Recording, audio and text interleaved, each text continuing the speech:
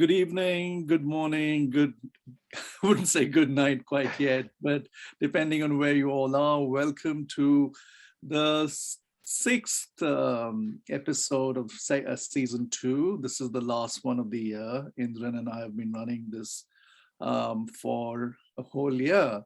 And just to give you a small background, Indran and I actually started this as an in-person thing way back in 1992. When we were both in New York. We just finished our graduate degree from Columbia University. And we used to hold these in my flat. And of course, it was just student flat. So there was only one chair and table, which was basically the podium. And everybody sat on the floor and we would pass a hat around and there would be 3 readers, really very, very good readers. And over the years, 1992 and this is 2022, many of them have become star writers and so on. And so last year, during the lockdown, we decided that why don't we revive this? And so this is how the online version came. So it's a great privilege to host this with Indran. He chooses half the poets, I choose the other half. And that's how we go. And it's very international in scope. It'll be recorded, as Dawn said. It'll be on my YouTube channel as well as Indran's YouTube channel, as well as Dawn's portal on Worldwide Poetry on Facebook. And as he said, the thousands and thousands of people actually listen to it. Of course, not all live because people are in different parts of the world. And of course, my Australian friends miss out because they're in the dark at the moment and you can't please everybody in the world with a time schedule. But welcome all of you. Indran, would you like to say anything? You're muted. Welcome everyone. Yes, actually it was 1990, Sudeep. So I'm particular about that. Yes, right. Even more than 20, I don't know how many years, 30 years. 30 years, 32 years, yes.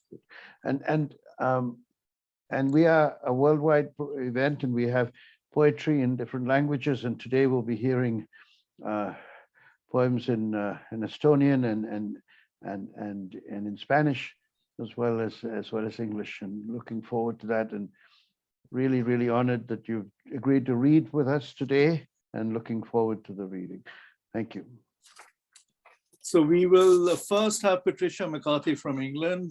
Patricia's bio is already on the chat box. All of you, please use the chat box generously. Put up your links, put up your details in terms of books and so on. But I will be putting up the poems as the poets read. Let me formally read it out to you. Patricia McCarthy is the editor of Agenda. She won the National Poetry Competition in 2013. She's half Irish and half English. After graduating from Trinity College in Dublin, she lived in Washington, D.C., Paris, Kathmandu, Dhaka, and Mexico. She was the head of English for several years at Mayfield School and has lived for many years now in the countryside in East Sussex, which is where Agenda is based. These poems, which you'll hear today, are from her latest collections, the last 2 collections, Rockabye and Whose Hand Would You Like to Hold? Patricia, a very, very warm welcome, and we're really happy that you're here. All yours. You're muted. Thank you very much for asking me. I'm highly honored to be asked to this wonderful international gathering. So I'm going to read a few poems from my collection, Rockabye, which was published by Whirlpool Press, which I managed to get a Chagall painting on the cover, which was very lucky. A lot of these poems are about, well, abuse, really. And the poems, this poem was inspired, the Royal Kumari, was inspired by a time when I lived in Kathmandu. And this beautiful little girl always is chosen to be this goddess. And she's tucked up in an ivory tower, not allowed to play with children, to chat, not allowed to go and run around or skip. She just has to stick up in her room looking out and to be carried around everywhere on a palanquin. It's a terrible little life, really. And then as soon as she reaches puberty, she's chucked out and no one even looks at her. And her little feet aren't even used to walking on hard ground. So I wrote this about her. This actually was a runner-up in the National Poetry Competition, this poem. The Royal Kumari, a young girl chosen to be a goddess in Kathmandu. Imagine being taken from your mother under the jacaranda, which dressed you in its violet flowers, and to be chosen for your body like a banyan tree, for your skin never pricked by a rose thorn, not a drop of your blood yet shed. Imagine being wanted for your neck curved as a conch shell, for your lashes curly as a cow's, a fisheye Agni Shaku painted on your forehead to give you powers of perception, the universe in your womb, your mother's lullabies far off. Imagine the formality of your red outfit threaded with gold, the tight top knot of your black hair a match for your black eyes. 32 tests of perfection to pass, alone with severed heads. Imagine having to pick from heaps the clothes of the Kumari before you, wondering if her skin was the dress left behind, silken to your touch. On the night of the Kalratri, you must have wished to undo your mother's dream of the crimson serpent, proving you the one to be sacrificed to Kali, along with water buffaloes and goats. Agile at skipping, running, what torture, to be carried always on a palanquin, your feet forbidden the ground, paraded outside only 13 times a year. No playmates, just petitions to respond to, devotees to counsel and bless. In your tip-tilted country of 1,000 unscripted languages of ice, snow, perpendicular, chasm, rock face, summit, imagine having to learn a sign language that forced you to fake tears, laughter, to rub your eyes, clap your hands and tremble for predictions of death, fear of a king, ruin. Imagine the shame of your first woman blood's letting, cast as a mortal again, soiled, on soles too soft for walking back across Durbar Square, into a worse isolation than peeping like a doll from a palace window. What would become of you, scratching yourself into a carving on a wooden temple? Or with a girl child, telling her to hide with bats that hang upside down from eucalyptus groves, to tear her skin with jagged leaves of the thorn apple flower, then dance under the jacaranda, rejected as a Kumari.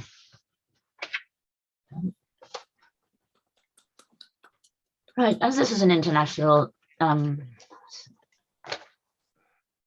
reading we're doing, now I'm going to go to Red Indian land. When I lived in Washington, DC, I did a part-time job for a little while working for Red Indians and the plight of their children in schools not being allowed to wear their traditional plats and things like that. And I worked for, I remember that the name of this man was a very sophisticated man in utterly designer clothes, you know, sort of Christian Dior suits and God knows what, but he was called Big Bear Don't Talk. And his one beautiful wife was called Score Thin Elk. And I felt so much for these children and these people that when my friend had a portrait that she'd got in an old auction of a Red Indian chief on a pony, I stared and stared at it.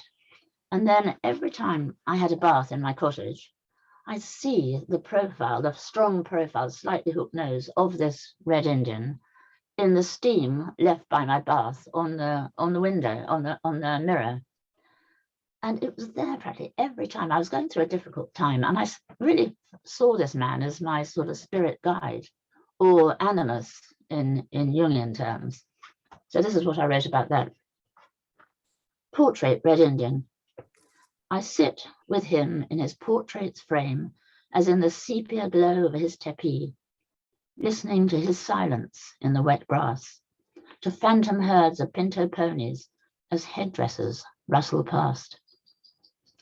I puff from his sacred pipe to gain goodwill and learn the voice of the love flute, the favor for woman and man. Its laments, smoking blue his veins in celebration.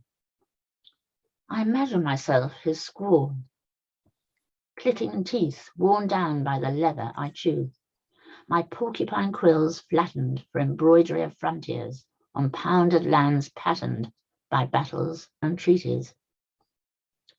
If only I were corral of horses, thin elk. I have none of their skills, as I stitch only words onto waking dreams. I cannot handle the thunderbird, dreaded by his tribe, which flaps against my window at night, squawking its own name, Bayuka, Bayuka, Bayuka. Yet, in a guiding light, I feel a weathered hand on my shoulder. It's my nice red Indian. This one is a little bit disturbing, quite honestly. This was chosen by Carol Rumans as the poem of the week in The Guardian, and it's on YouTube, and she does write the most wonderful critique of the poems she chooses.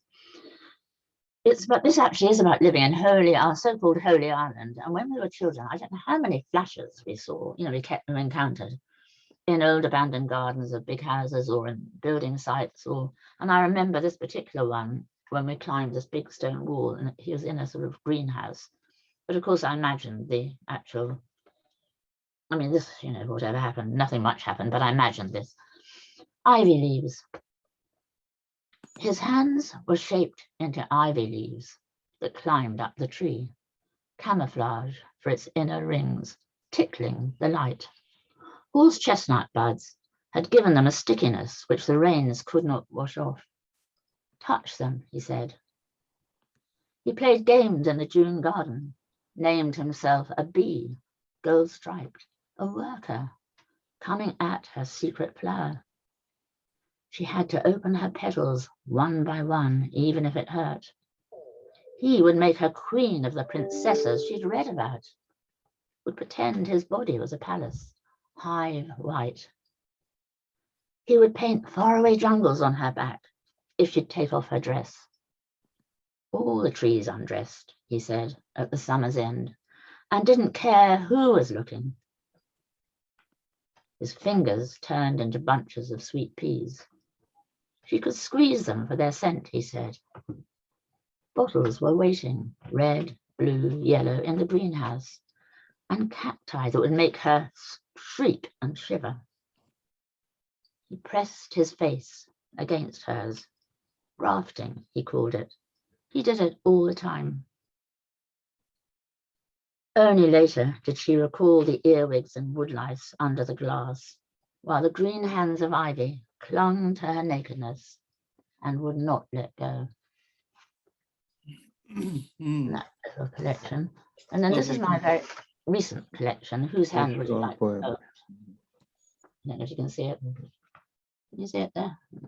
Yeah, we're seeing sort of half of it. It disappears transparently. Hold it for a second. How do I hold it? Well, just hold it up. Oh, there you are. Oh, now it is there. It's the full thing. It was ghostly before. Is it? It is rather good. Well, it's still rather ghostly, actually. Is people being carted off. Yeah. This was written... Ivy leaves was lovely. Thank you. That was really thank you. Thank you. This was written almost like in one long breath in the pandemic, in the first lockdown, which we're horribly probably approaching again, who knows. And so I'll start with the first poem, which I call the prologue. And it's really about, a lot of people started to write in the pandemic or do all sorts of things because they were stuck at home. And this is thinking about the Brontes, isolated up in the Yorkshire moors. And when they were children, they had these wonderful imaginary worlds, Gondel and all their little journals and drawings, scenes they entertained each other acting. And of course, they really had a pandemic of tuberculosis. One by one, Emily and her sisters and the rather dissolute brother Branwell, the gifted artist, they all went into what they call the decline and had horrible deaths. So I was thinking of that pandemic, and then this one, which we've all been experiencing. Draw the curtains, light the candle. Time to sit as the Brontes did, the wind rattling its commentary to windows and doors, as if ghosts of loved ones crave re-entry. Time to make up once upon a time's ever afters, happy or not, and turn by turn to sharpen narrative skills on the fire's licking flames. Knights and knaves from Gondal are here still. Worlds wait to be peopled and placed from Angria glass town. Diary papers and Charlotte's rowhead journal to blend fiction with fact. Take out your pens and paper, fill old inkwells, and for your own wobbly cursives, become graphologists, deciphering more about yourselves than ever you knew. Emily's fierce, faithful dog, Teeper, on guard in your psyches, would escort you over your mind's wildest moors. No need for heather, rocky crags. Simply fall over the edges of your temperament into each story's special balm. The sisters and even the brother will experiment with you in traveling without moving to emulate in a villa the writers of the Decameron who reeled off tales to avoid epidemics of fear in a plague far off. There, your shared travails might compose tragedies, no soaps, around Branwell's call girls and drink, Charlotte's obsession with a married man. Fight off the attacker. Emily will scribble with yours her secrets fast as she can. Mm. And I'll read this poem. Actually, again, Carol Reumers chose for The Guardian, which I was very fortunate about. But this poem is the poem of the title. It's about all the missed opportunities in life, or you might never see people again with this pandemic, and that's what I was thinking about, really. People you've probably cherished, or whatever, and missed opportunities. Think now, whose hand you would like to hold for the last time. That of a secret or lost lover, maybe, whom you always believed you would see again one day. But now one day has arrived. And ask yourself, why, oh why, with roads closed, planes parked, and passenger ships in dock, you deliberately locked yourself down out of fear, respect, or shyness. Why you were not wilder, as loss upon loss piled up in a makeshift mass grave dug by your spade over the years. Finality, the dreaded find. Think now of the faces you cherish, those that shadow gatherers have half stolen, and recall the arias in your soul when you filled yourself up with them, the illuminated initials of each word of theirs, the cobalts, coppers, golden centers in their eyes that enchanted yours, the touching, often without touch. Reflect on those stolen moments of grace. Relive them despite your skin hunger. No longer can you be resigned to carving them into the ghosts you dwell with. For what of the endearments not uttered, the lifetimes missed, choices not taken in countries you could have named while composing cantos for rivers, new summits for mountains? Remember, the heart never ages, even in rags. Silences speak in color. Yet, in a blink, a second belongs to the past, which dissolves into a dream, impermanence, all you can cling to.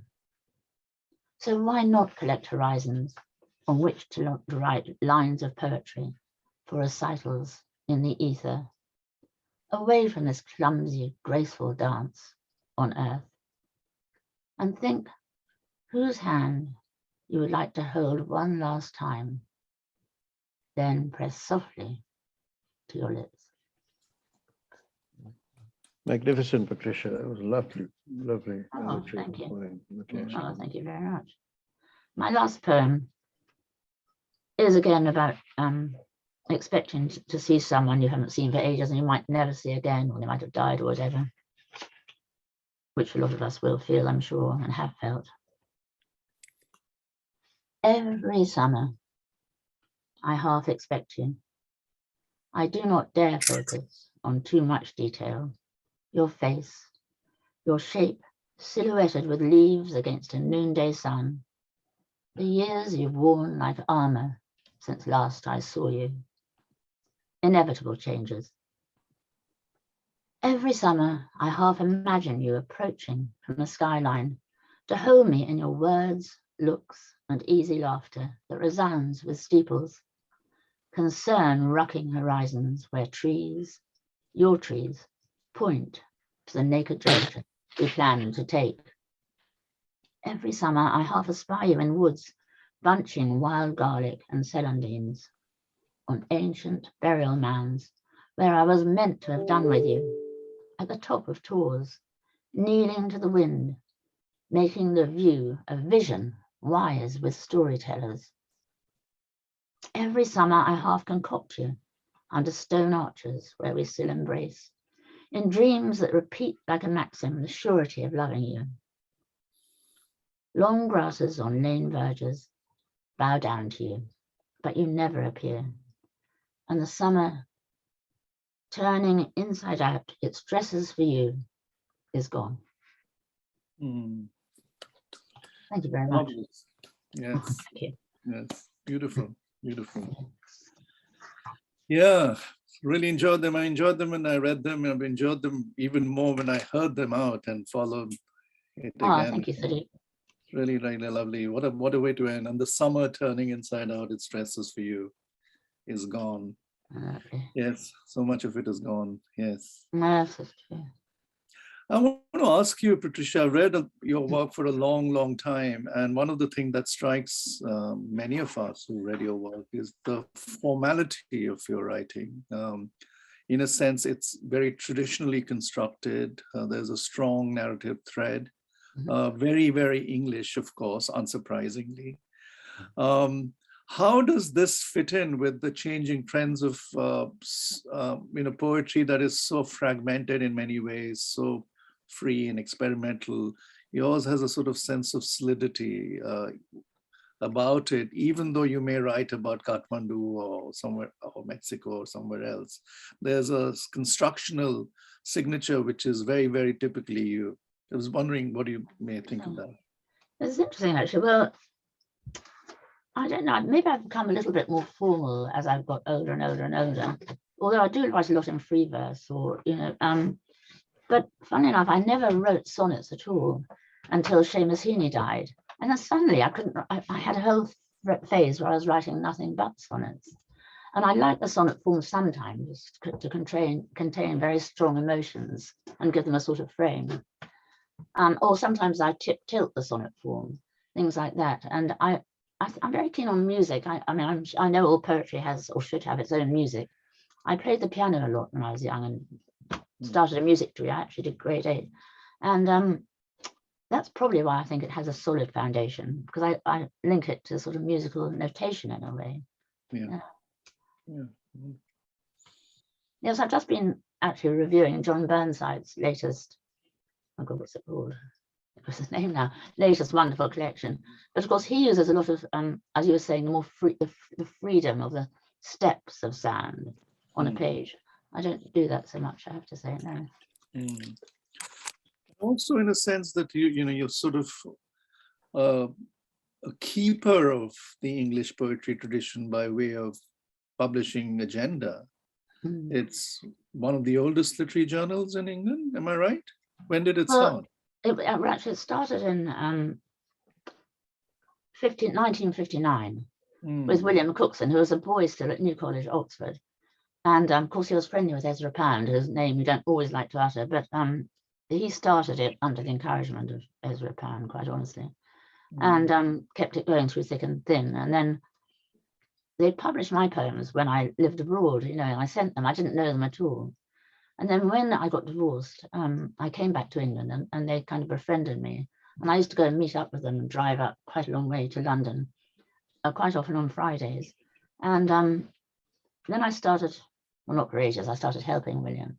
And then sadly, he had a very sad alcoholic problem.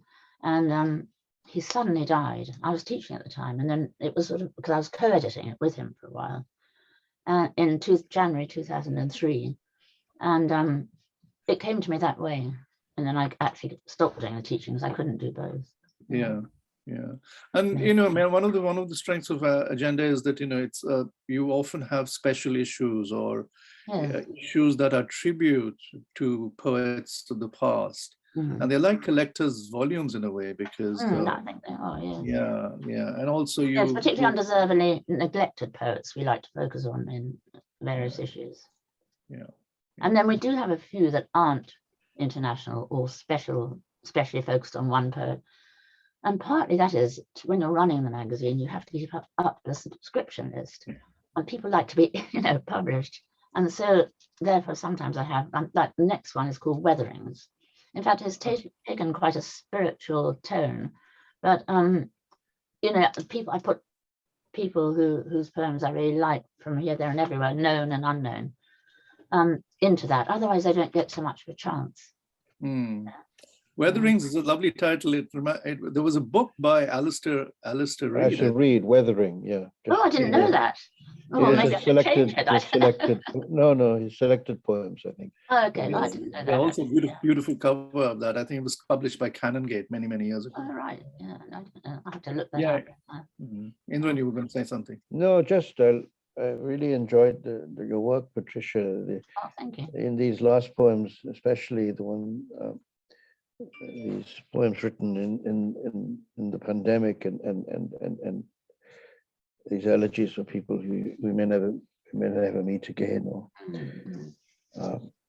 lovely work. I'm curious. This is just a thing. You know, when you mentioned the Red Indian poem and so on, and you know, of course, in the States we don't use that term now because it's considered. We say Native American, or we say. Of course, that's true. I suppose. Yeah. So I'm curious in England, though, if the term Red Indian is. I don't know. Maybe I was just a bit naive, you know, because as children we used to play cowboys and Indians, that sort of thing. Right. So and I did too. But it's not a derogatory term at all, you know. Yeah. No, I'm just. So Yes. And it makes me think about language and how poets are guardians of language and what. And how does one respond to changes, you know, of social pressures and change, and how, you know, anyway, it just came up for me as I was listening to that poem. Yeah.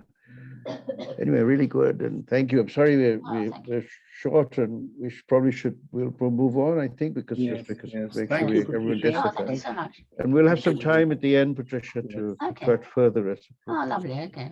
Thanks so much. Beautiful reading. Now we move from England to Estonia, different language, different poet. A poet actually whose work I heard first in India and subsequently read his books, and he's a great Indophile, also a great supporter of international poetry, does a lot of wonderful translation work beyond his own poetry, but his poetry is just marvelous and stunning. I don't know in which language you're going to be reading, but I certainly have all the English. I've only had access to your English poetry in terms of real understanding. So welcome, Mathura. Mathura, of course, you can tell us why you call yourself Mathura, but I was just telling some of the people before you joined in, Mathura is You can type anything.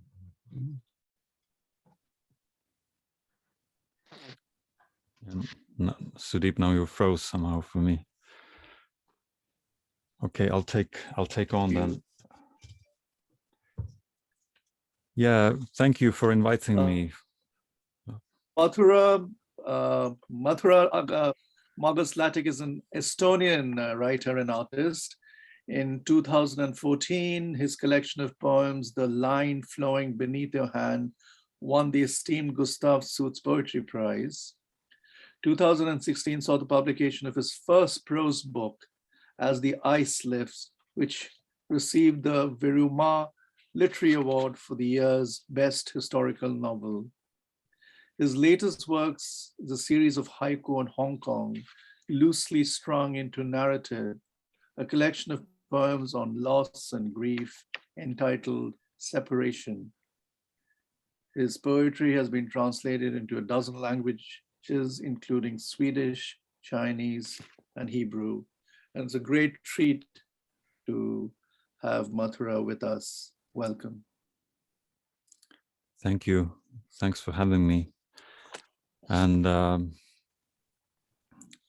I'm going to read mostly in English today. I just thought it will be more practical, even though I write almost exclusively in Estonian, in my native tongue. I've written a few bits here and there straight in English, as I have an academic degree in English. But mostly I feel poetry is so language specific that it's sort of your language is your soil in a way. So these versions or translations in English that I'm going to read have been made in collaboration with a translator in the UK, Ilmar Lehtpere. And I'm going to read mostly from my collection, The Line Flowing Beneath Your Hand, which is a book dedicated to art and artists. So I'll start with one from sort of referring further back into the classical art. And this is called In Delft. Thin brushes rustling on a canvas. Listen, this town bears your name. Again and again you'll hear it uttered at the gate of Rotterdam, or by the narrow back streets, the cathedral. Age-old facades washed clean by a near constant drizzle, till grey houses glimmer like silver. Canals fill with even more water. It was here that you painted, and here you believed. It was here that you loved and then hated, and still believed. Everything comes across its opposite. Water in the sky and sky on the water, till the past is nothing but a camera obscura, seen through the keyhole of modernity. Brushes and restraint. Paints freshly stirred.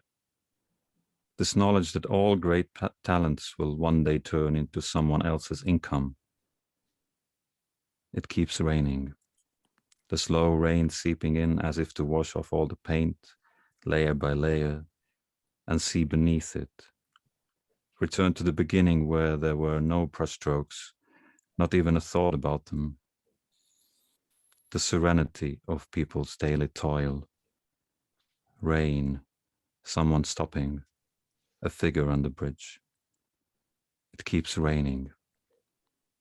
The new church, rain and light together. Beautiful, beautiful.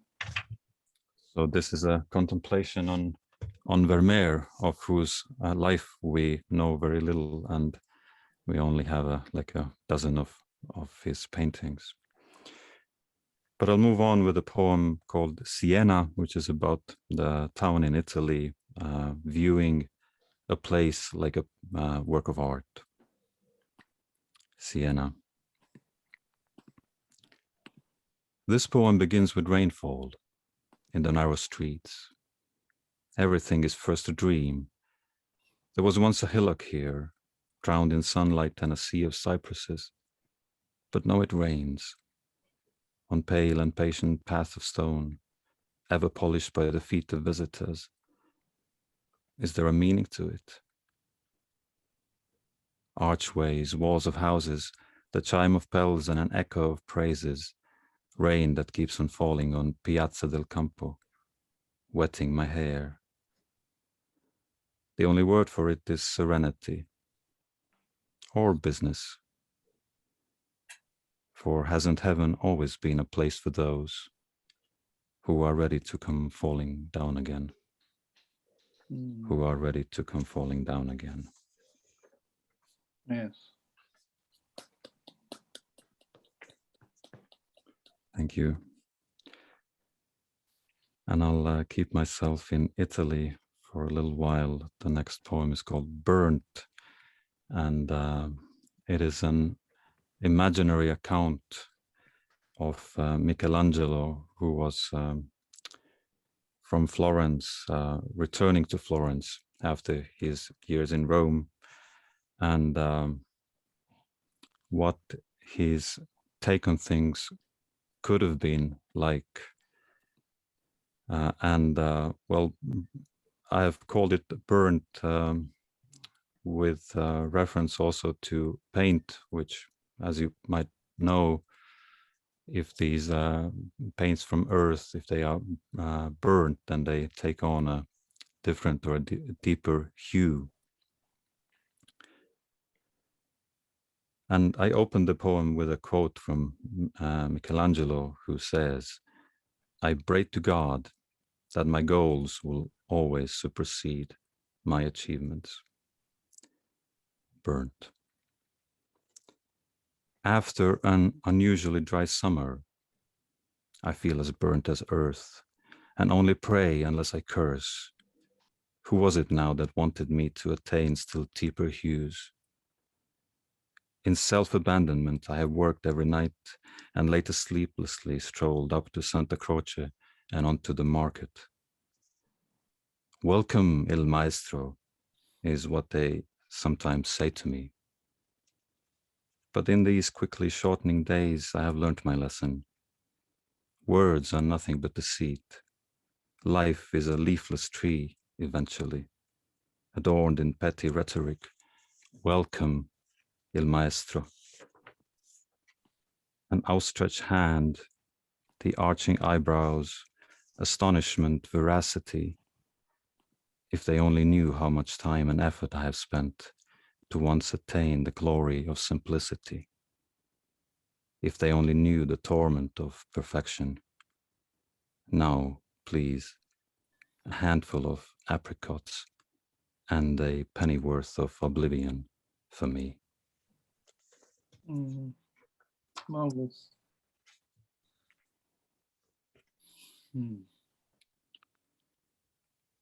Christmas time poem, Presents. I hadn't planned this. Roads meet in a valley and wind through a town amidst snow-capped mountains. Winter nears from the north. Sunlight appears as scattered mist. It turns glaring, covers everything, makes mountains lines of clouds for as long as you can watch them.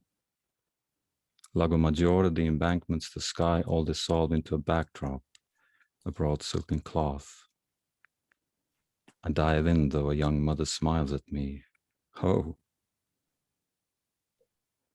A red boat waits at a dock. Seagulls laze on the handrails of a pier, and a sign says in an incongruous language, "No unauthorized fishing allowed." Ducks and dippers float about, ridges loom like dreams that are soon to doze off into oblivion. I hadn't planned this journey, this life, the day to be with you again, you the one I met so early in my progress, there in the afternoon streets of my Nordic town. All things pass, this day, this light, this season, and no one will ever tally up the passing hours, their pleasures and pains. As to find some hewn truth in them, no one even needs it. By nightfall, churches light up on the hillsides like white Christmas candles, the villages and towns a network of bulbs, while numerous lives go on waiting for a slow day.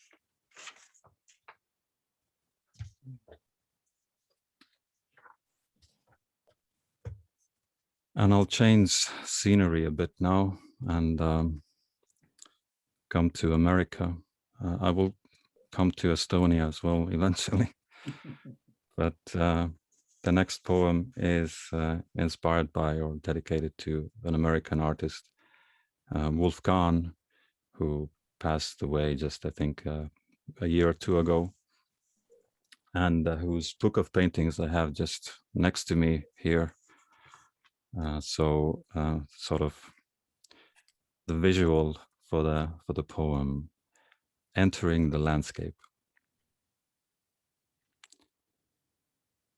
It is somewhere between love and craftsmanship that something we can call art is born. but now scrub these words to a blur and see what then holds up of things just said. Crumbling leaves, the rubble, nothing but an undertone. All else a bestowal, a gift, a vision that you've never seen before. A young orchard looming pink at dawn, fruitless, yet so hopeful. A landscape awaiting its meaning.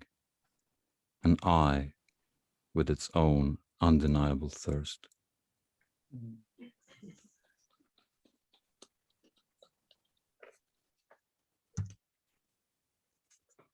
Lighthouse. A lighthouse at the tip of a storm-swept pier is like a lantern in a hardened hand. Be alert, it tells me, but not a word what heading to take. And yet now that you are far, sometimes it seems you're gone forever. I keep on sailing port to port in search of light, a sense of vision. No need to protect me from running aground. Lovely. And one but last, as stones. Everything that has been and will not be again. Or if it is, it will not be in the same way. After 1,000 years of settling, the sea washes us out onto a light blue shore. Oblivious of our weight and roundness, we are as numb as a statue's hand. We need a book to tell us we are secrets, yet the pages stick together like the yearly rings of a tree, so that we see them but not into them. We need a set of laws about forgotten beauty, death's repulsive face, the racing wheel of time, yet beauty remains an unwritten book, like life, days, white blossoms, mist on the sea, pages fall out, full of something or nothing.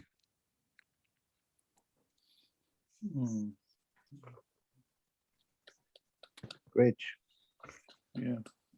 And I'm going to conclude with this one, finally coming to Estonia, or actually the last poem was also written in and about Estonia, but the poem I'm going to conclude with is called Dark Green, and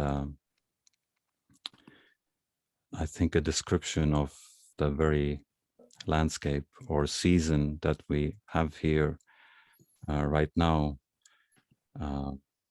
It's very dark, very little light. The sun sets somewhere between 3 and 4 and gets up maybe around 10. But I find it maybe in a way,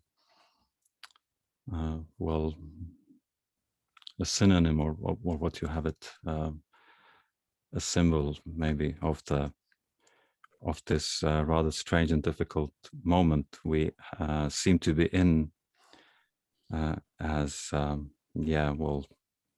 as people or as societies.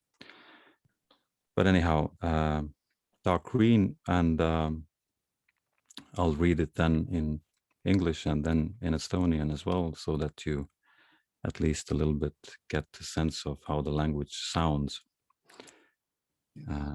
As I agree with the previous speaker, I find the sound of the poem quite telling as well. All right, Dark Green. By the edge of a ragged coastline, a frozen track of road air prints, the forest like a sea ablaze, is autumn merciless as much as it is perfect. Your own care or unconcern, little more than the sky-ripped token, with the tattered white of leaving swans, yet itself grey, darker green later, there it is that you return to. See the sea grow raging. Light has almost ceased to be. Tumeroheline. Jäätunud kitsejälgede tee, tahumatu rannajoone servas. Sügisene mets nagu leegitsev meri, sügis, mis on ühtviisi armutu ja puhas, kuni su endagi hool ehk osavõtmatus ei tähenda enam muud kui üht lahti kistud taevast, mille viimased luiged valge tähniliseks maalivad, aga mis ise on tumeroheline või hoopiski hall. Nõnda naased ikka jälle üha mässlevama mere äärde, kus valgust peaaegu ei olegi. Thank you very much. Thank you. Thank you. Brilliant. Wonderful, wonderful stuff. Wonderful, Mathura. It's a real treat to hear you again. So many questions I have, but I'll just restrict myself to one, maybe 1.5. Of course, these are very, very beautifully etched ekphrastic poems. Not only that there's a sort of painterly, obviously painterly, but it's also in a sense when I see the poems on the page and also hear you read it out aloud, I see a very, very clear-cut scientific pattern when it comes to phrase making. They're very, very tight, well-wrought, tightly wrought, and very exact in many ways. So you've married sort of the science and the art of both the sciences and the arts so beautifully. And not just that, it's just the music of the language. Though when I heard you in Estonian, I have to say that when you read in Estonian, you're reading the poem much faster than your English reading, which is much more deliberate and perhaps maybe English in a sense. So you can answer the tone, the sound aspect of it, because I think that's very crucial apart from the visual aspect. But one thing I have to say, when you were reading the poem out Siena, and you started the poem by saying, this poem begins with rainfall. It's amazingly audacious. Remember, if you remember the Derek Walcott poem, at the end of the sentence, rain will begin. Like he knows how to summons up the heaven and the rain starts in the Caribbean. And you're sort of doing that. This poem will begin with rainfalls. In any case, do you want to talk about sound and sonics a bit? Well, I can maybe briefly start from the end and what's the word? Reveal the steel or what you have it. It's precisely from Walcott that I took this because I have translated a couple of his books that I was intrigued by this capacity to sort of refer back to the poem in the poem, or sometimes he also refers like directly sort of addresses the reader. Yeah. But as to your first question, well, I think there's a big element here in the fact that before I started putting out books of poems, even though I have written some form of poetry since I was really younger in school, but anyhow, before my books of poems came out, I actually was engaged as writing lyrics for songs in Estonia, and over the years, I think I have about 100 songs to my credit, like not the music, but the lyrics. So I think this taught me a lot to listen to the language and to find the sort of sonic quality or the melody in a language and how it is constructed.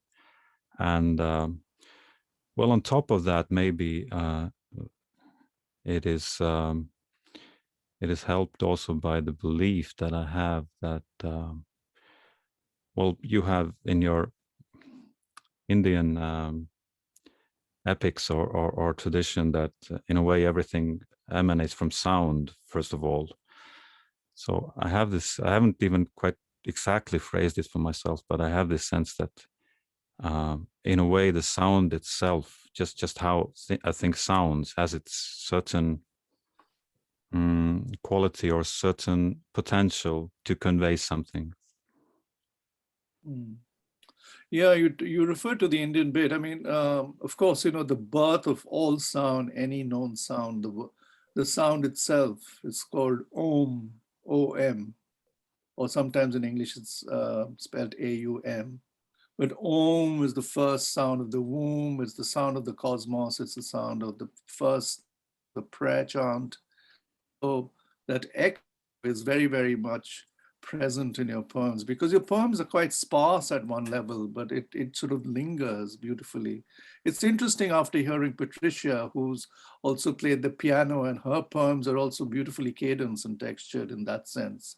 But you see two sort of, I mean, I can almost see a sort of on the stage, a duet, two poets without musical instruments doing a beautiful duet, which is what it's ended up happening. So these are the marvelous magic of poetry. So wonderful. We'll get to you again, Mathura, but I think so far the duet has been beautifully lyrical at the same time, high in intelligent quotient as well. Yeah.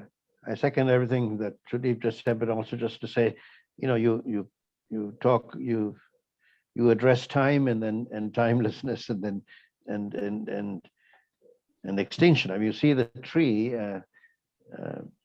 finishing eventually, but then it makes me think that the seed will sprout again, that there is some, the cycle of life after winter, the spring will come. At least that's my eternal optimist as I listen to some of you. There's some amazing lines in your poems, almost sculpted in stone. You can take them out and sort of contemplate them. So apart from the individual poem which they occur, and so there's a lot of material here for contemplation. And I think your deliberate, slow reading in English adds to that effect. It helps us. So I don't know if the reading in Estonian is just naturally a faster one, or you just because you were just reading the one poem in Estonian, you wanted to give it. I'm not sure, but I like the deliberate, slow pace of the reciting in English. It went beautifully with the material that you were reciting. Thank you very much. Wonderful. Yeah, thank you. I was probably rushing that with the Estonian. Oh, I see. But, Okay. So yeah, but I also have this when I write. I often have this intention that lines could also stand separately as something, Yes. Well, then that came through very, very much. Thank you. Well, yeah, it's been a rich hour. Now we'll move on to to our next poet. I'm very thrilled to introduce Natacha Feliz Franco. Estoy muy emocionado de presentar a Natacha Feliz Franco. Natacha is a very good friend and for a number of years now, poet and writer, a cultural coordinator, working in the Ministry of Education now in the Dominican Republic. And I fell in love with her first book of poetry, Detrás del Octubre. And then I gone on from there, and I started translating some poems with her, which we'll read some of those translations today. Natacha, estoy diciendo algo que eres una coordinadora cultural, que trabajas, si no me equivoco, en el Ministerio de Educación de la República Dominicana, que eres un gran fomentor de la lectura. She works with programs to encourage reading throughout the country.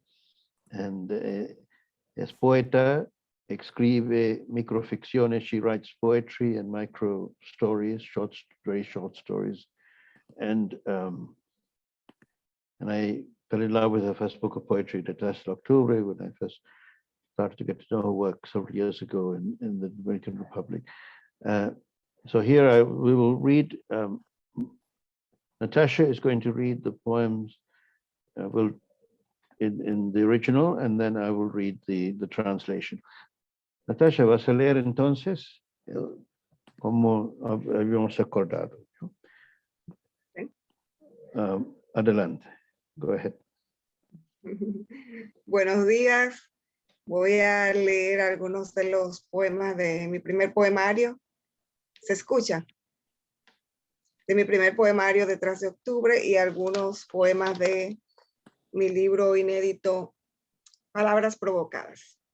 She's going to read some poems from Detrás del Octubre and from her unpublished book, Palabras Provocadas. Sí. Go ahead. Destino. El amor sucede, está predestinado. El verde de sus hojas brota por la ciudad. Los conejos de Pascua llevan la alegría en sus patas. Y en el trígono exacto, dos moléculas se encuentran y explota el amor. Destiny. Love happens. It is predestined.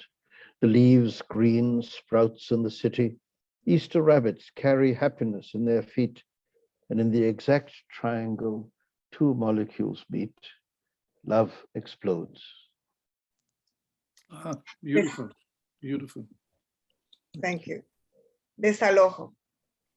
De repente me provoca encender un cigarrillo y apagártelo en la punta de la nariz.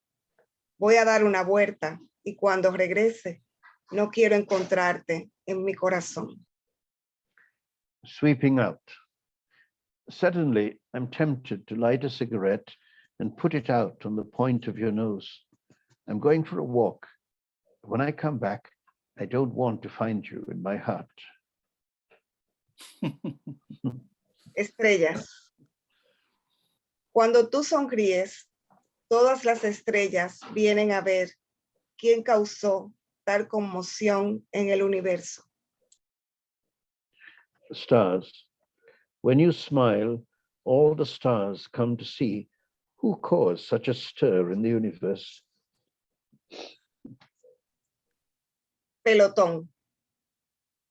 Hacer la agenda, tarea peligrosa. Salta la emoción, se pone delante como un gendarme. Quiere guiar al pelotón hacia un patio frondoso o hacia el abismo. Mis pies se ponen al revés. Cada quien debe llevar su propio compás. Platoon. To set the agenda is a dangerous task. Emotion leaps up, plants itself ahead like a leader who guides his platoon towards a green patio or the abyss. My feet go back to front. Each one must carry its own compass. Mirar al sol. Mirar el sol. Hoy es el gran eclipse americano. La NASA advierte no observar el sol. Yo solo quiero mirar tus ojos. Look at the sun. Today is the great American eclipse. NASA warns us not to look at the sun. I only want to look at your eyes. Decir. Puedo decirte te quiero y olvidar las palabras, aplastarlas y encerrarlas en un lugar pequeño, suave y blando. En fin, resumirlas a un beso. To say, I can say I love you and forget the words, crush and bury them in a small space, smooth and bland. In the end, sum them up in a kiss.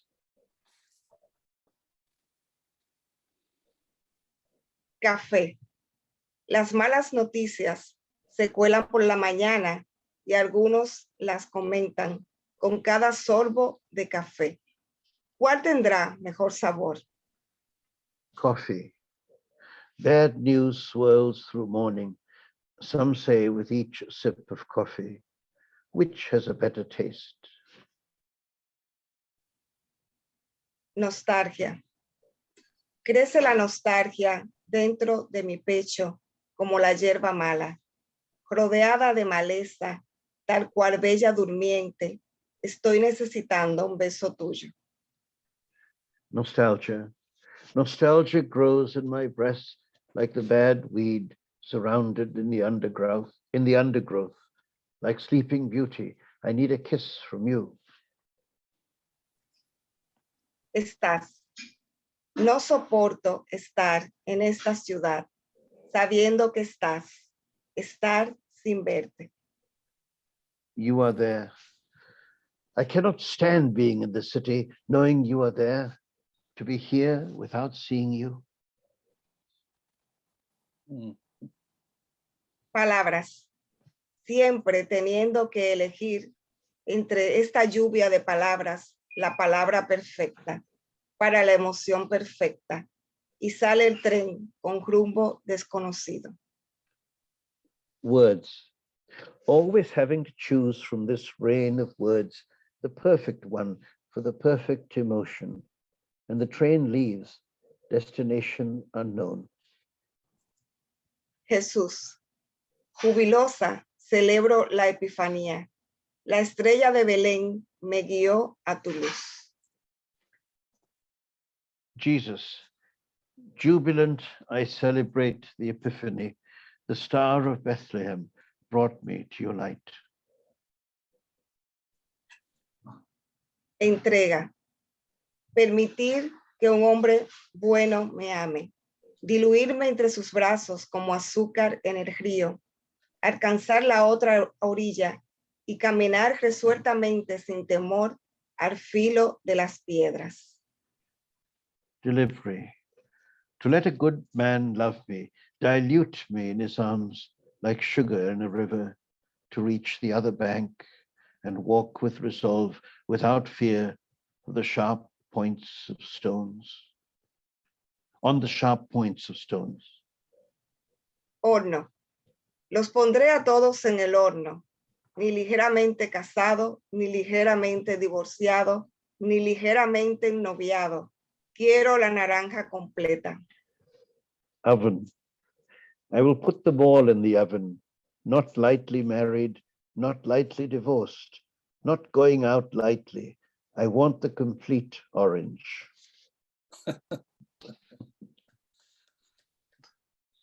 I'd want to translate that. Yeah.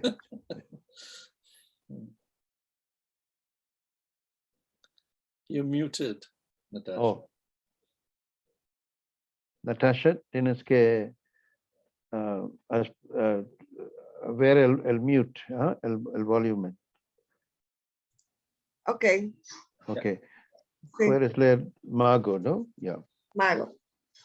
Aquí está. Se me va. Hay un poema debajo de tu manga, por si sonríe el sol o viene la lluvia. Y si no, bajo las piedras, escondes palabras que siempre esperan el rescate de un poeta incansable. Magician.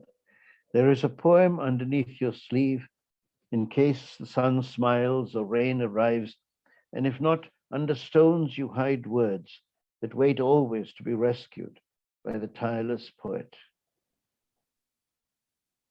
Okay. Relevo. El zar dejó sus galletas, sus bolsas de té a la entrada del despacho. Otro zar tomó su silla y trajo más bolsitas de té, más galletas y azúcar de dieta. Replacement. The Tsar left his cookies, his tea bags at the entrance to the store. Another Tsar took his seat and brought more tea bags, more cookies, and diet sugar. Pasarela. Pasarela. Vi el doblado de la manga en la pasarela del mundo. Fui corriendo a reproducirlos como gremlins. Ahora está en la calle llenando los vacíos, los abrazos que deseamos o creemos merecer. Catwalk. I saw the folds of the sleeve on the world's catwalk. I left running to reproduce them like gremlins. Now they're on the street, filling the emptiness, the embraces we desire or believe we merit. Tengo tiempo para más, ¿sí? Sí, puedes Ok. leer. Sí, Ok. no te preocupes. Celebración. Te pones un vestido de gala, día de la fraternidad humana. No importa aplastar con un falso vestido la dignidad, defender el trono en las manos femeninas, si puedes escupir todo eso y poner en la web una felicitación. Celebration. You put on a formal suit the day of human fraternity. It does not matter if you crush dignity with a false dress, defend the throne in feminine hands. If you can spit at all this and put your congratulations on the web. Palabras. Las letras continúan cayendo de la tumba de Sylvia Plath. En el reino de los poetas, T, Silvia y ellas descifran la telaraña. Aquí, ciudadanos impedidos de arrancar las palabras que sobran de sus propias vidas insisten. Words. Letters continue to fall from Sylvia Plath's tomb. In the poetry kingdom, Ted, Sylvia, and the letters disguise a web. Here, citizens are stopped from pulling out the words in excess of their own lives. Igualdad. Se armó el despelote, todos desnudos. Arrancó la competencia, el que se vista primero. La ropa amontonada en el canasto. Espera que hombre o mujer al final se ponga el vestido correcto. Equality. They set up the chaos. Everyone nude kicked off the competition. He who dresses first, clothes heaped up in the hamper, wait for man or woman in the end to put on the right dress. Y con esto terminamos. Muchísimas gracias por la invitación. Un honor estar acá. Excelentes poemas. Excellent. Excellent. Thank you, Natacha. A ustedes. It's a pleasure. We've been working on these poems over a fairly long period, and it's really lovely to be able to read them for the first time anywhere. And thank you, Natacha. You know, as you can tell, Natacha has a sense of humor, and she's a real, and she brings poetry, connects it to bread and wine and water and ordinary life and ordinary dilemmas or extraordinary dilemmas, whatever you want to characterize them. And there's a sort of universal touch to the poems, which I greatly admire, and the wit, because if you have the wit, you can pull it off, you know, and you do have that. Tienes el genio para hablar de las cosas ordinarias o extraordinarias, como queremos describirlos, Natacha, es pan, vino, la vida, el amor, ¿no? Pero con este genio, sin el genio no puede lograr, pero con genio todo lo que escribes es genial. I was just translating for Natacha. Go ahead, Sudeep. Would you like to ask? No, it's been a revelation, Natacha. Thank you so much. Of course, I'm very used to hearing Indran read, and he reads in a very particular kind of way. And your reading is, in a sense, a little mischievous. But I think that goes well with the sort of, couched wit. It's really difficult to write poetry that's humorous and serious at the same time. So I have to say that, you balance that really, really well. Está diciendo que extremely well. Es muy difícil escribir poemas humorísticos y serios, que son serios y humorísticos al mismo tiempo, pero lo logras ese balance muy, muy bien. Y también comentó que de mi estilo de lectura, que está acostumbrado a eso, pero estaba. Did you say that I was reading with the sense of mischief, or she was reading? No, she. Okay, pero tú. Oh, that's how it came across. Sí. Tú leíste con este ojo pícaro, ¿no? Sentido de humor. Y él se notó eso, a pesar de la diferencia de idioma, ¿no?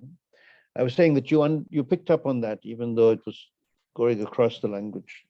No, I think it's because of the tone, and we've talked so much about sound. And when you're a practicing poet, you hear the other sort of penumbric keys, which is outside maybe of your understanding, but certainly in terms of sound, you pick it up and you pick up the mood, certainly. And there's also the expression on her face, you know, there's this little, she knows she's being funny, but it's also very serious at the same time. So I think that works really well. I think I must say that the translations are very good too, because not that I know the original, but I was comparing the English text and the original side by side. So you've kept the same line length, the same number of lines, and so on. So that's a very important thing in terms of visually also seeing the poem. So really, I enjoyed it very much. Thank you. Yeah, I was actually, when I was reading it, I was reading on the screens. I couldn't see Natacha's reading, so it was interesting. So I was missing out on that part. But no, thank you for your comment on the translations too. Yeah, we have to do more, Natacha. Tenemos que hacer más traducciones, llegar hasta un libro. We have to do more to get to the point of getting a book together. Yeah. Any case, I think I'd throw in a wild idea, since it's the last episode of the year. So we've done 12 into 4, 20. Well, how much is that? 48 poets. And then we'll get two more poets in, Dawn, of course, and one more. And 50 poets, and all the people who read in different languages. We should get them as language editors and have an anthology, a multilingual anthology of all the people who featured in the year. It's a thought. Many of us are editors of various journals. Indran edits the Beltway Quarterly, Patricia's with Agenda. There are many of us who are doing, so maybe we should also distribute it out and publish it in different magazines as a portfolio. It's a thought which you can have. And most of the people we've invited are poets. We do have a favoritism to it, but of course it is poets and writers. So we've had the occasional fiction writer as well, but we'll have to figure out how. Yes, I have to say my fiction prose friends are not exactly happy about the title, because it's poets and writers, but it's 90% of the times we end up inviting poets. That's right. There we go. Well, thank you, Natacha. Thank that was you. wonderful. Muchísimas gracias, Natacha. Gran lectura, y tenemos ahora grabado esto para compartir después. Claro. También en los programas de fomento de lectura puedes usarlo. Sí. I was saying that she should use the reading for her encouraging reading programs as well in the Dominican Republic, if she's once we have the tape. Yeah. Muchas gracias. Thank you. A ustedes. Y ahora I'm going to, well, I know Maurya speaks some Spanish, I think, and I'm pretty sure. And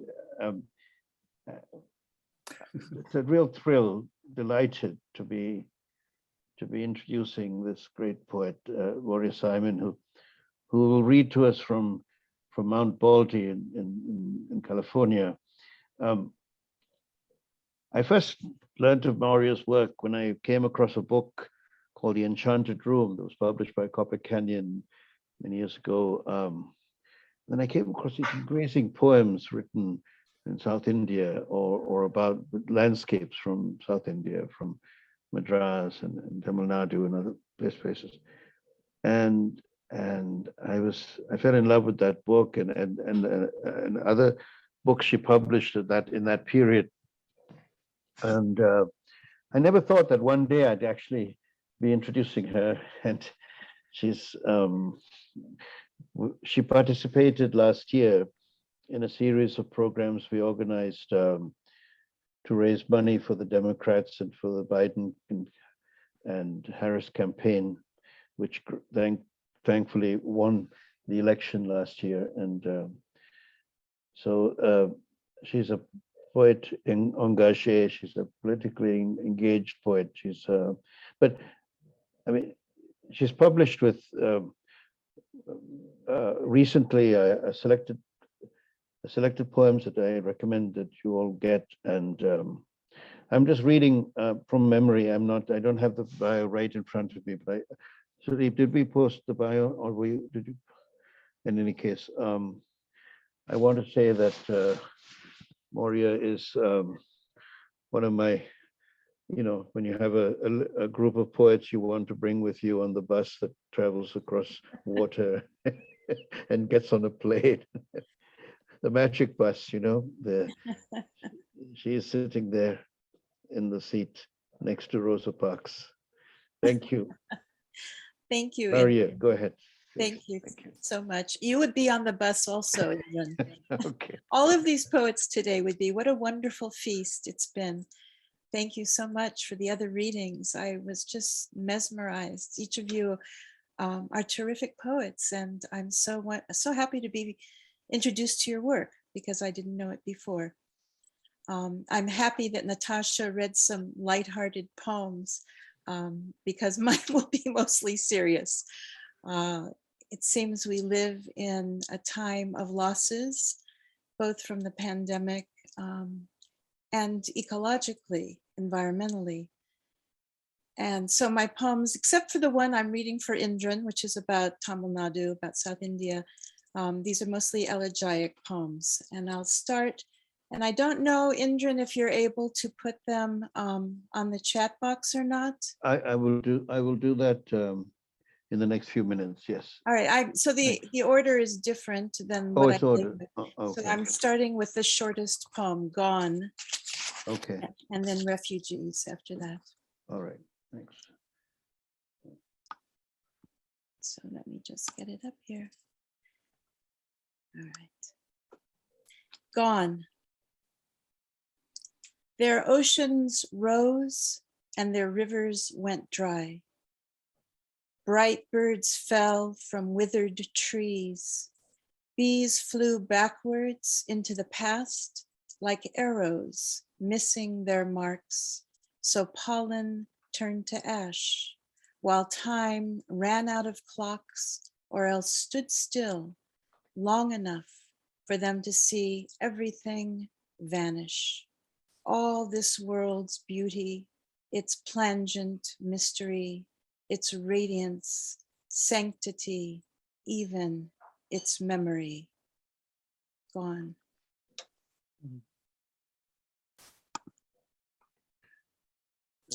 And Maurya, reading, Yes. or you'll announce the poem, and I just posted The next poem will be, let me find it. Refugees. Do you have that, Indran? Yeah, I have it. Refugees. In broad daylight, on an isle in the Adriatic, two mermaids sit shivering as they beg for food at an outdoor marketplace. They want sardines and a warm cave to shelter in, but their voices are cluttered with clicks and gurgles, so no one in this gathering crowd understands them. The smaller fish girl flashes her pointed teeth at the village priest, who, afraid for his soul, shrinks away like a sinner. The algaed breasts of the red-haired mermaid are weeping milk. Two mothers confer, asking, "Where's her baby?"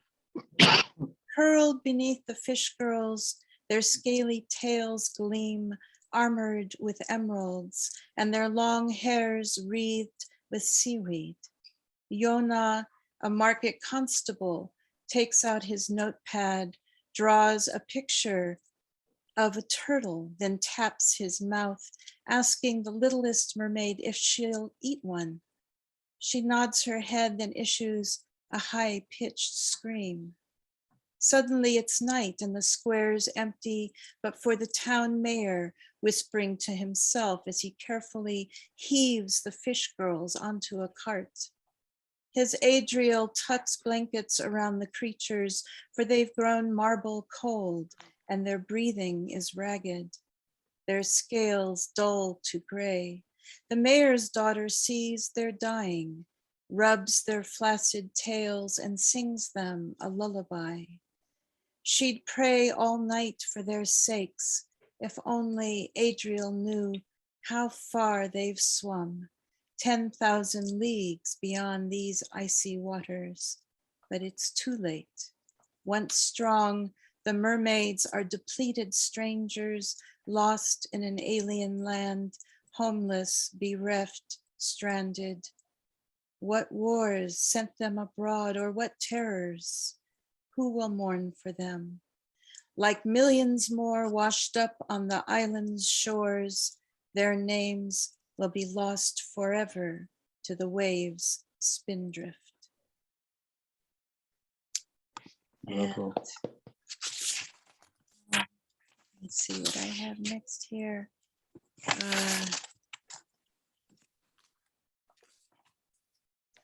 All right, I think I'll read Creation Redux. Okay.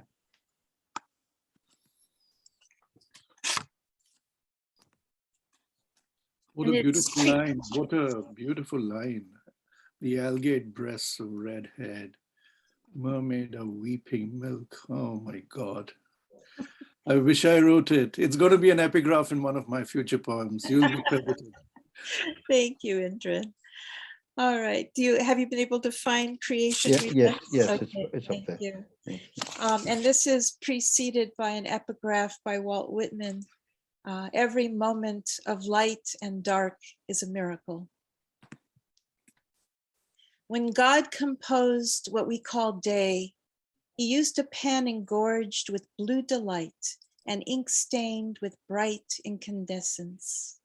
He tore a page from the Milky Way's spiraling tail for his scroll, flattening that cosmic wave till a prophetic tongue unfurled to jumpstart time. He pulled night from a black hole's depths, fraught with compressed gravity and stellar winds. God was young then, having dreamed himself into being like a gigantic sunflower bulging with seeds. He hoped to do things right, to augur a world so lustrous it would blind even the stars. Most, God loved the sparks of beauty he launched within both ocean and sky and across undulating lands. Variegated creatures crawling, swimming, hopping, flying, galloping, or fleeing for their lives. Come to me, children, God whispered each dawn, and you'll grow ripe and wise. But they ran from him at first, escaping his shadow that hovered over them, an ominous black cumulus. Fearing his powerful gaze, they knew they'd no choice but to bide their time and hide their fright in obedient acts. Yet, after 6 swift eons, his creatures finally kowtowed to their certain fates, their mortality. I know you won't believe me when I tell you how quickly God aged, how his years piled up like a tower of autumn leaves. His white beard flowed down from Annapurna in waves of avalanching snow, flooding the Indo-Gangetic plain. His teeth yellowed. He yearned for his youthful sleight of hand, as when his snapped fingers spawned tardigrades, those minuscule water bears defying starvation. But now God's mind felt cobwebbed, ancient. His hips and knees always ached, his energy flagged. He grew weary of being omnipotent, and worse, he felt remorseful about abandoning his people. It had all been a mistake, so he decided to make creation null and void, to undo it step by step. It took him a week, and he wept while he worked. Such a vast erasure. Then he undid himself. Amazing, the undoing of himself. Thank you. I've got one more that I'll read. I just need to find it quickly. I'm sorry. I have it posted up on my laptop and it just flew away, but here it is. And this is called Village Market. And let me just get it out of the way here. And as I said earlier, it's actually a poem from one of those books that Indran mentioned, one of the Copper Canyon books. I believe it was from Days of Awe, either The Enchanted Room or Days of Awe. I had lived in South India in Chennai in my early 20s and then returned 20 years later on a Fulbright and lived in Bangalore and went back to visit this village that my husband had lived in briefly called Manalmedu. So the poem is really my reflection on how things had changed in those 20 years. And it's a poem about the nature of change, I suppose. Village Market, Manalmedu, South India. Take a sip of water. Gone the heirloom brass, the earthenware vessels sorried women toted back from distant wells. Now, above their carefully taut necks, they bear lightweight, mass-produced, colored plastic pots. Still, they move with such breathtaking grace. I nearly forgive this century its progress. 20 years since I first walked the dusty lanes, and though the panwallas still flash red grins, something insidious has elbowed in among them. Beyonce posters, pirated videos, pyramids of coke. Who doesn't love the flash of the newly fangled, the sweet aftertaste of forbidden fruit? Things change and yet remain the same. Always this trade-off between tradition and the rights of innovation. The Swami's saffron-dyed robe flung accidentally open exposes fruit of the loom briefs. A cumulus of jasmine wreathed around a corpse, the artificial waxen leaves denoting his wealth. I must revise my notion of aesthetic propriety.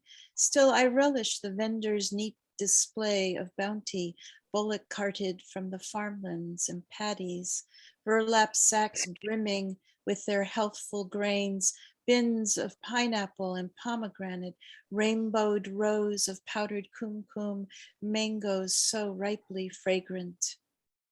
Beyond the garbage heap of styrofoam cups, a peacock, and beyond the crumbling red adobe huts, a stretch of emerald fields undulates and expands as if this land wills itself to bear every compromise of fate, both the worst and the best human hands deliver, for even the fragile soil beneath nurtures the seeds of change. Thank you. Thank you.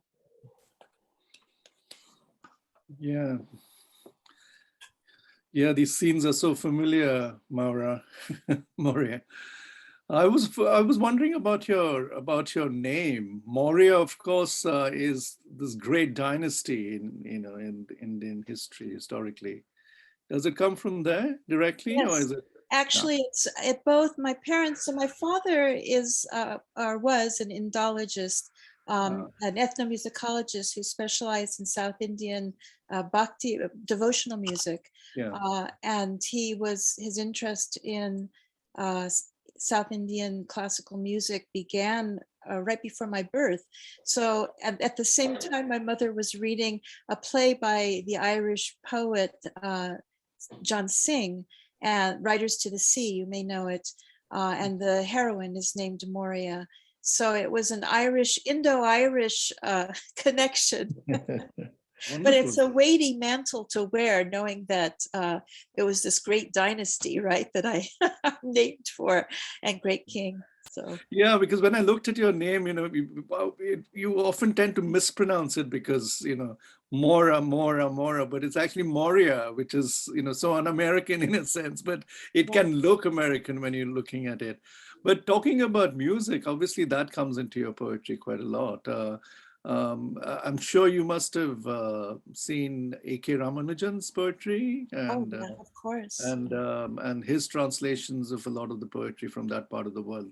Yeah. The Bhakti tradition, of course, is extremely something that, you know, I feel can't be translated, but a lot of people have done a good job with it, you know, including Ramanujan. And Yeah. lately there's been a wonderful anthology of Bhakti poetry edited and put together by Arundhati Subramaniam, who's taken various translations from various places. Mm. But your phraseology, you know, you sort of, I've never heard the word saried women, you know. I wonder what Indian women or Indian men are going to think about it, because, you know, we've never used the word in that kind of way. Yeah. Wearing saris, yes, the sari is a word. I actually like it because it's almost become an English word in a sense. Well, it is an English word now. I suppose I did coin it. I don't know that I've ever heard it used before, but does it seem awkward to you? I mean, does it seem? No. I actually it was quite refreshing to see it as a phrase. Not awkward. It was quite refreshing, and that's the beauty of poetry, you know, because things leap out at you, and there's so many like that. I mean, you know, and I like the fact that you don't italicize the phrases. Certainly not on the chat box. I think the formatting gets. Not But the original doesn't have it. Yeah. Well, thank you. They're very redolent and evocative, and you read very beautifully as well. I want to see the poems in book form, so I'll contact you. Okay. Yeah, no, excellent, Maurya. Brilliant reading. And you know, I'm curious to know, you know, you had that experience in South India, and your father, and you mentioned in Indologist and so on. So this is something that occurs to me as well. How does one live in many different places at the same time? How can you keep participating in that? Because in the traditions of poetry written in English, both in the United States, but also in India and other places, I suppose through internet, I suppose through reading, through contact, but I'm just curious to know your thoughts on that, because your poems, and also on the question of going back, you know, and then writing the poem of the return, and sort of the observations that you see, the relationship between being a reporter and being a poet, you know, so reporting on what has happened, where things have gone, and how what remains. Because I have this in my own poetry where I look, and I'm curious to know your thoughts on that, because you know, Louis Males's film about India, Land Fantôme, was, you know, and then E.M. Forster writes Passage to India, and then people say these are books that are more profound in terms of understanding the subject than the work produced in the country itself, because you're seeing it from the outside, and you're coming in, and you're able to see things that the autochthon, you know, the native cannot see or does not see. Tell me your thoughts on this sort of. I think it's always dangerous to some degree. I mean, to write about another culture, and because there's always that possibility as being viewed as a kind of a cultural tourist, I suppose, and that one's view is superficial. And of course, there's no escaping that to some degree, I think. And yet, as you say, you have a different perspective than someone who's immersed in that culture as well, right? You have a little bit more objectivity, perhaps, or you have a different view, I think. But I think it's important to remain sensitive to the culture, you know, to the sensibility and the values and mores of the culture about which you're writing, that it's too easy to fall into being a tourist, I suppose, to not really understanding the culture about which you're writing, and to and for the view of it you're bringing seeming rather facile. So So I hope I've escaped that danger. I mean, I have a great love for India, a great respect for the many cultures of India. And I often think these days that we're living in the Kali Yuga, which is, for those of you who may not know, in Hinduism, there philosophically, the universe has been compared to a table that has 4 legs that every 40,000 years, one of the legs falls off. And right now we're left with the one leg on the table. So it's a very unstable universe right now. And 3 legs have fallen off. right, 3 legs have fallen off. We're left my with, God. in the Kali Yuga, with just the 1 leg. And you open the newspaper these days and you read about, refugees and, rising waters and political upheaval and the rise of the right wing and so many things. And I keep thinking Kali Yuga. So I think in many ways, my experiences in India stay with me on a very profound level. What I've read of and what I know of Hinduism, philosophically, I go back to quite often. No, But I and- don't and- think yeah, go ahead. No, not tourist at all. What you've just done is you've taught us something. You taught me something. I've forgotten what Kali Yuga meant, or maybe I did know. I mean, the word stays in my mind. So thank you for that. I'm sensitive to the notion of tourist because I'm also, as a poet from Sri Lanka, Tamil, who writes in English, I go back and I write about the war, and I think, who has the right to tell this story, or who tells, But I think all power to you. I think you should be reading these poems in India, of course, and there should be an open border policy, between cultures where the languages and the stories are told without this wall that can come up with the notion that, oh, you're just a tourist, you're a visitor, And this platform is precisely that. Actually, there are lots of people in India right now listening to you. And, I'm getting some WhatsApp texts, actually. Some people are shy, they don't put things on the chat box. So they're just saying, okay, where does one find the book? So perhaps you could put the link of your books on the chat box. But I have a different question. I mean, you're talking about how you see it, how you perceive a country from another, the gaze is certainly, through a certain specific kind of lens.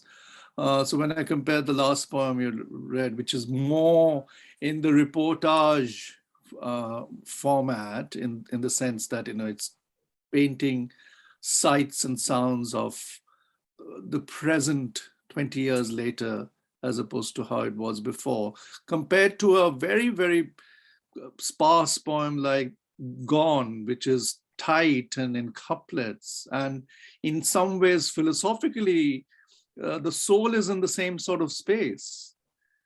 Gone, I mean, the oceans rose and their rivers went dry, and then birds fell from withered trees, bees flew backwards into the past like arrows. I'm just thinking of scenes from the Mahabharata or the Ramayana in some ways, the way you sort of are being evocative. So you've got that sort of both sides happening. And here, of course, there's no sense of Indianness in that sense, because it could be neutral, but the soul is very much spiritually located at some place.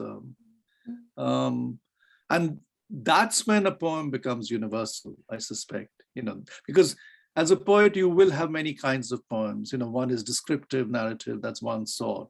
But the more distilled ones, which are more philosophical, which talk not just about that place, but also could be anything, the internal and the external. Gone is a great example of that particular poem. So it's just beautiful to see the two juxtaposed next to each other. Yeah. Thank you. Thank you. And please, go ahead. I wanted to ask you quickly, are you going to be instituting or re-inaugurating this program, this series in the new year? Yes. Yeah, we are very much going to continue because we've got birds breathing down our necks saying, when can we read? Not because of that, but we have so many poets we want to feature. Though I have to say, Indran and I are completely exhausted, and he requested me, and I'm saying this out aloud, that can we take a break for a month? So January, we may take a break in the sense that he doesn't have to be involved. But February again, we start again, with 4 poets, and all the poets who have read become our alumni. So please do recommend other people you like, people you've translated. So you can come back as a translator, and then if you survive long enough, you can do your second appearance as well. It depends on our stamina, because both Indran and I, like all of us, are so busy with so many other things.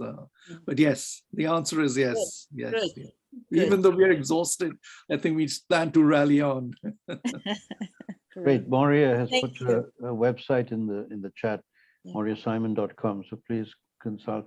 And let me open up the floor to everyone, to all the poets and the audience, to ask questions of each other, or to comment. If there's any questions, feel free, unmute yourselves and go ahead and ask to any of the poets or.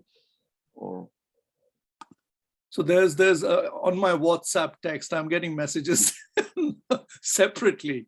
There's a reference to Patricia's backdrop, and someone was saying, yes. So someone was saying that when you were reading the poems, it sort of fitted the mood of your backdrop, the sort of English florals and so on. Was it deliberate? Is the mise en scène an accident or deliberate? No, you're not. No. Actually, I didn't even know it was there because I'm not very good at technology. It was Fred who put that up. Fred and I are the only two who do agenda, and we had this special. This is our latest one, the Tread Softly from a Yeats quote, Irish Poets in the UK issue. And Michael Longley obviously featured in this, as did his daughter, who's a wonderful artist. And I put lots of her paintings online in the web supplements. And it just happened, you managed to put this thing. So it's as if I'm sitting. You always liked her photo, her painting of the living room. Oh, yes, I loved her painting of her living room, because I said to Sarah and to Michael, I'd love to live in Sarah's paintings. I mean, they're beautiful, the interiors and the exteriors. And so you managed to get this painting as if I'm sitting in the painting. Yes, That's exactly. So he read your mind. He read your mind. Yeah, exactly. He read your mind, and we all believe that you're there, even though the backdrop has been inserted very cleverly with the computer. That's good, actually. Yeah. Yes. So there you go.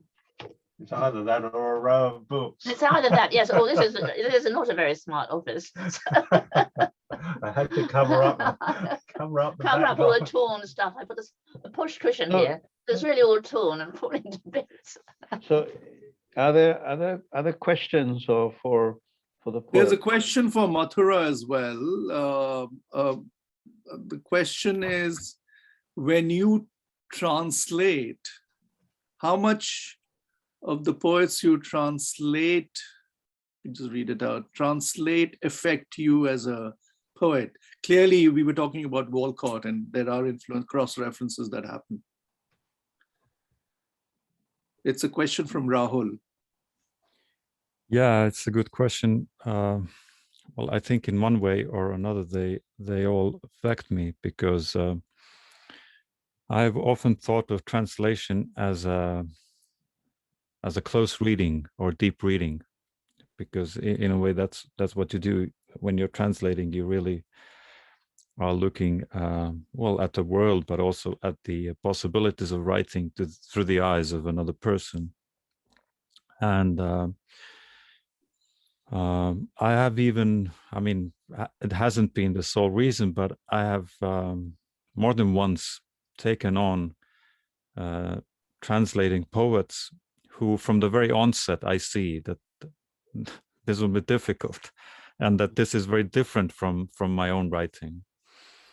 But in a way, it makes it, I find it often makes it more engaging, because there's more to learn from there, like how you can actually do it differently. I mean, one thing is stylistics, but also the sort of, there are other things which come into poetry, right? The pace of it, the sort of sensitivities, or then on the other hand, the straightforwardness of a poet or such things. Yeah.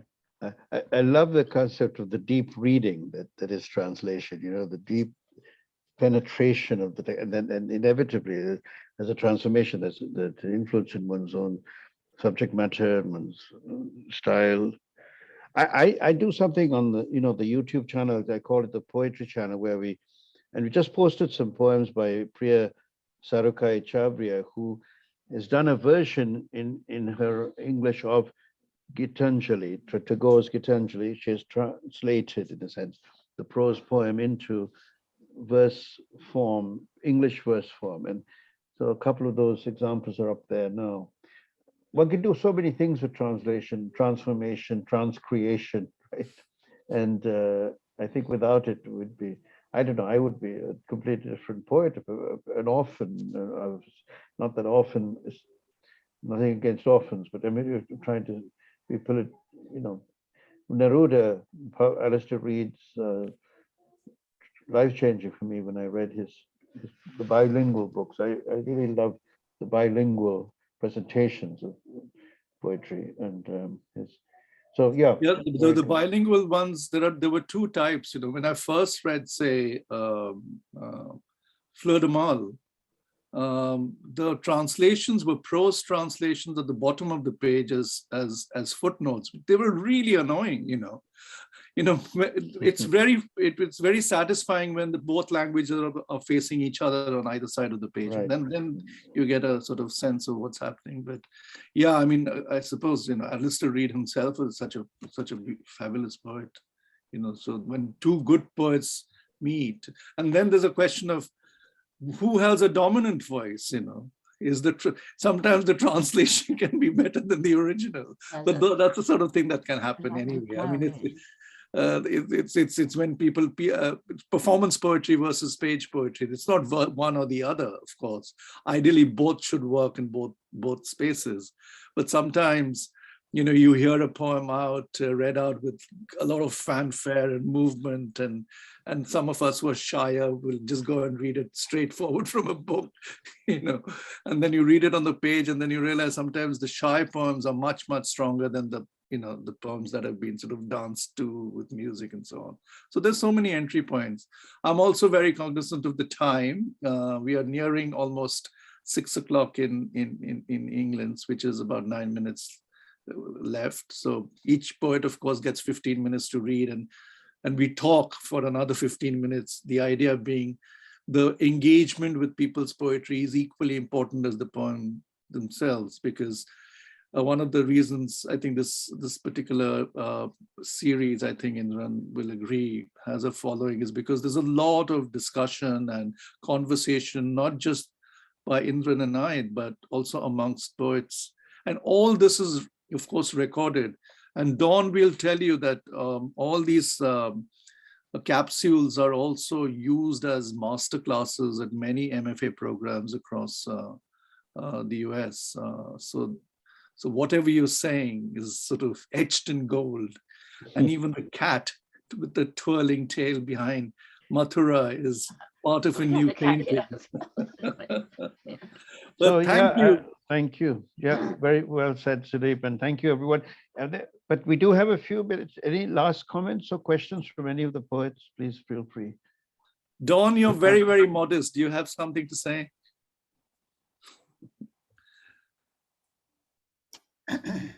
Natacha, ¿quieres hacer alguna observación o vamos a cerrar en unos minutos? Dawn has got something to say. Gracias por la invitación. Un placer estar con ustedes, compartir con todos ustedes. Sorry, Dawn, I was just... Me encantó, aunque no, entiendo poco inglés, pero sí me gustó mucho la lectura, la sonoridad y el sentimiento que puso cada uno. Although she knows little English, she couldn't sense the sounds and the emotion, and really enjoyed listening to the poems. Thank you. Don, sorry, go ahead, Don. Would you like? No apologies needed. I was going to say that I wanted to hear something from Natacha. Okay. So it was perfect. I was struck by the notion of cultural tourist, and I was thinking about my own stuff, and I know that, like the way I write, it's about me. Like if I'm exposed to something else, it's about what I get out of it. So it's always, there's no worries about cultural tourism or cultural appropriation. And in fact, often in my stuff, I comment on in the end about how much I missed, or how ignorant I was, or naive, or just wrong. And I think that fits with the Kali Yuga notion. I think that's needed. I think people need to fess up to what they've missed. And even in America, where we live with American culture and we're not appropriating our own culture,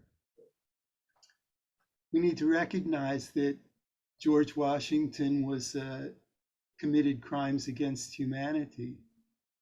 And if you say that, you make yourself a pariah, which happened to me in one of my poetry workshops.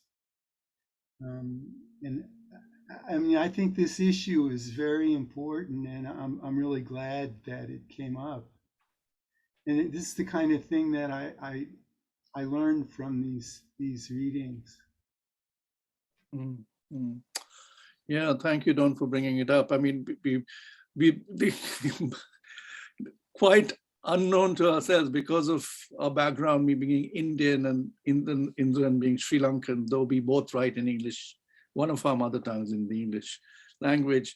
We are constantly doing it, but I suppose it's more acceptable for us because you straddle two things. But yes, but thank you for a wonderful, wonderful evening of poetry. You know, each of you brought in such value to the evening. So personally, must thank Patricia McCarthy from the UK, Mathura from Estonia, Natacha from the Dominican Republic, and Maurya Simon from South India and the US. I've just inverted her allegiances.